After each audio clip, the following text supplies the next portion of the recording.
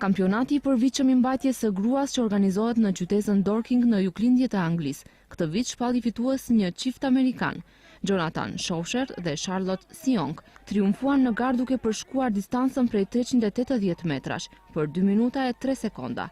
Megjithatë, çiftet që vraponin duke mbajtur në shpinë partnerin e tyre, nuk u përballën me ndonjë terren të lehtë, madje pesha minimale e gruas që mbanin në shpinë duhej të ishte të paktën 50 kg.